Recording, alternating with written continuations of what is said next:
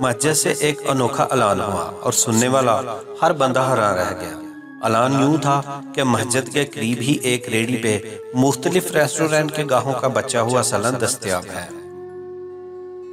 وہ غریب اور نادرہ لوگ جو سالن پکانے کی استطاعت نہیں رکھتے، وہ اپنے برتن لے آئیں اور سالن فی سبیل اللہ لے جائیں کہ میں بھی مسجد کی طرف چل دیا کہ دیکھوں آخر ماجرا کیا ہے۔ میں جیسے ہی وہاں پہنچا تو مرتضون کا ایک ہجوم برتن لے کر پہنچا ہوا تھا۔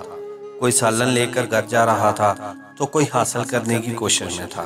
ریڑھی پہ 3 پتیلے پڑے ہوئے تھے، ایک پتیلے میں دال، دوسرے میں قورمہ اور تیسرے میں مختلف اقسام کی مکس سبزیوں کا سالن رکھا ہوا تھا۔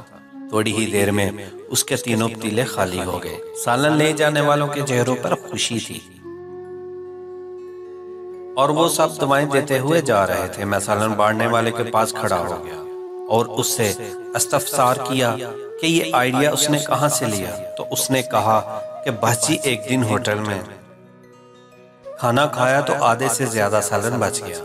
میں نے سوچا کہ انہوں نے ویسے ہی ضائع کر دینا ہے، چنانچہ ایک ویٹر کو بلا کر سالن شاپر میں ڈلوایا اور کسی ضرورت مند کے گھر دے آیا۔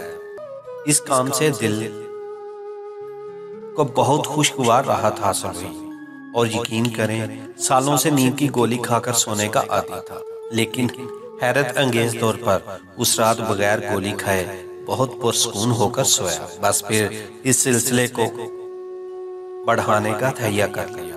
5 بڑے ریسٹورنٹ کے مالکان سے رابطہ کیا تو بہت مثبت جواب ملا اور پھر ہر ریسٹورنٹ پر 3 برتن رکھوا دیے۔ اللہ کا لاکھ لاکھ شکر ہے کہ میری وجہ سے بہت سے غریب گھروں میں بہترین کھانا پہنچتا ہے۔ وہ بتاتے ہوئے ایسے خوش ہو رہا تھا جیسے اس کی لاکھوں کی کمیٹی نکل آئی ہو، لیکن میں سوچ رہا تھا کہ واقعی اس کی لاکھوں کی کمیٹی تو نکل چکی تھی اور وہ کمیٹی تھی بے پناہ اجر و ثواب کی۔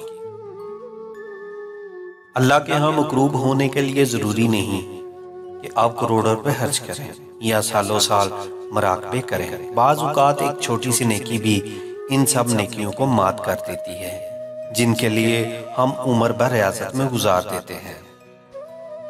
آپ بھی اللہ کے مخلوق کے ساتھ روزانہ کی بنیاد پر کوئی چھوٹی سی نیکی کر کے دیکھیں، شاید یہی نیکی آپ کا جنت کا پلڑا باری کر دے۔